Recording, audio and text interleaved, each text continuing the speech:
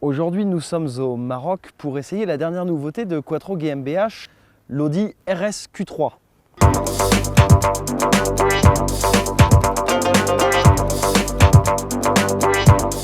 Après une année chargée, la division sportive d'Audi termine en effet 2013 avec le lancement de son premier SUV recevant le traitement intégral RS.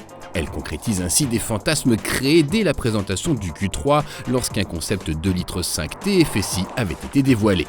Et le RS Q3 semble aussi servir de dernier adieu à des solutions techniques en fin de carrière chez Audi. Mais il n'entend pas pour autant dire au revoir sans un bruit. Visuellement, le RS Q3 reprend les codes classiques de la gamme RS avec les rétroviseurs argentés, les grosses jantes, le bouclier ajouré, la calandre béante avec le logo RS et nouveauté, ce logo Quattro qui peut être chromé grâce à un pack spécifique. Ajouté à de grosses jantes, ce pack donne une sacrée carrure au RS Q3. Mais la configuration de notre modèle d'essai plutôt discrète correspond bien à l'usage quotidien envisageable sur un tel engin. Il reste alors sportif et musclé sans devenir toutefois trop tape à l'œil. Dans l'habitacle, la présentation s'avère excellente, à commencer par les beaux sièges baquets bien enveloppants. Si les assemblages et le choix des matériaux se montrent flatteurs, on regrette malgré tout un certain manque de panache général. Le RS Q3 ne se distingue finalement pas vraiment d'un Q3 bien équipé.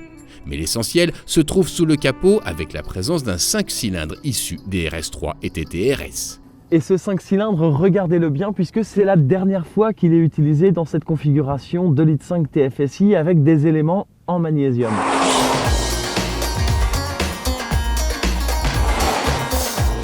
Malgré ce raffinement technologique, il ne développe cependant que 310 chevaux contre 360 dans le TTRS+.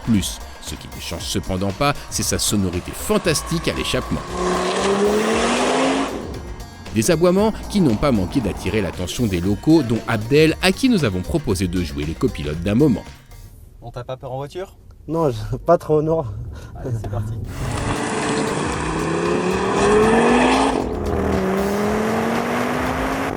Doucement. Ah, j'ai des vertiges.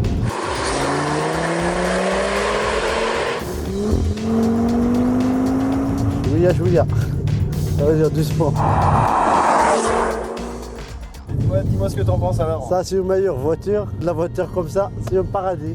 Bon, nous, on est un petit peu moins enthousiaste qu'Abdel au sujet de ce RS Q3. Son problème, c'est que le moteur, il est moins pétillant, moins rageur que dans les TTRS et RS3. Résultat, l'ensemble de la voiture n'a pas la férocité qu'on attend habituellement des produits Quattro. C'est presque plus un S qu'un RS, ce Q3. On pourra également lui reprocher sa boîte parfaite lorsqu'on la commande avec les palettes, mais réclamant de l'anticipation lors des dépassements en mode automatique.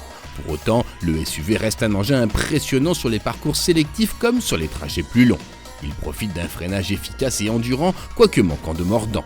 Sa direction, bien qu'électrique, s'avère précise et il se montre plutôt confortable et silencieux sur grande route. S'il n'est pas exempt de défauts, le RS Q3 conserve donc un véritable attrait.